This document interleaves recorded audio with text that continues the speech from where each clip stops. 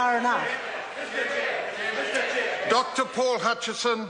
Thank you, Mr. Chair. I do appreciate the opportunity of speaking on this bill, and firstly I would like to acknowledge all those organisations throughout the country who have spent so much time on agonising and providing information on the purchase age and on the wider issue of minimising alcohol harm in New Zealand, including the Law Commission. Secondly, the good people of Hunua who have answered my surveys and given me their views, which, funnily enough, have been a spectrum of views. And thirdly, I would like to mention the unrelenting efforts of Professor Doug Selman, who reminds us that this is a public health issue and that it will take a suite of initiatives to sustainably reduce harm. And he particularly reminds us that the human brain is susceptible to excessive alcohol right up to the age of 25 and probably beyond, but that certainly younger ages are more susceptible, and indeed we have a very worrying issue in this country where something like 60% of pregnancies are unplanned and we have a high rate of fetal alcohol syndrome.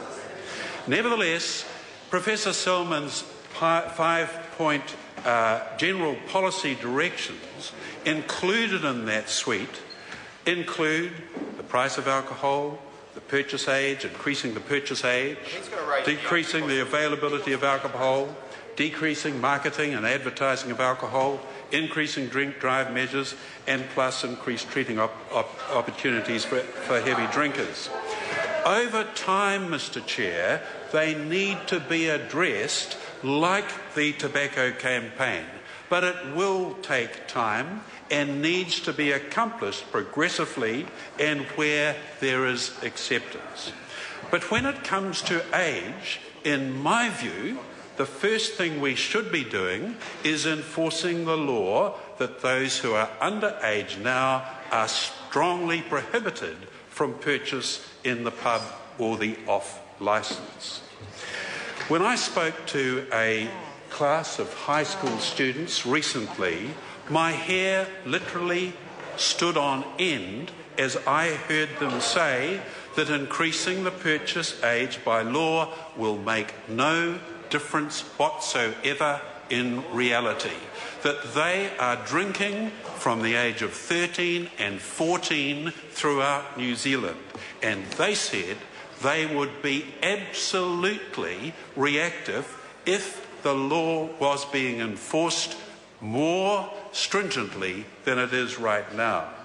They also said that the example set by adults is absolutely awful and that adults need to clear up their own act, and that they are very prepared and assiduous to demand zero tolerance when driving, but would like to see adults do the same. I note, Mr. Speaker, that the Law Commission suggests the split age option will simply not work. But finally, another reason why I will be voting to retain the age at 18 is that I cannot see the fairness that an 18-year-old might be required to serve their country in the theatre of war, yet might not be allowed to have a drink at the local pub or purchase a dozen cans from a local store. This is a fundamental human rights issue, and it was vividly brought home to me when I was a medical student and when I was arrested at the age of 18, when the purchase age happened to be 20, and there were lots of other 18 years old, and I was taken home in a Black Maria.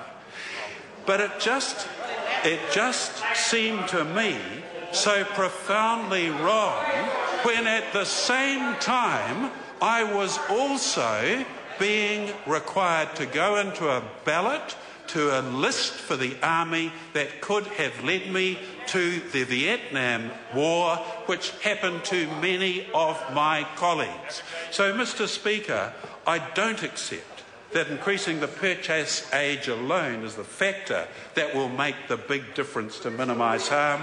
Minimising harm will require a suite of initiatives, and that is something that is going to happen progressively. Todd McClay. Mr. Chair, thank you very much.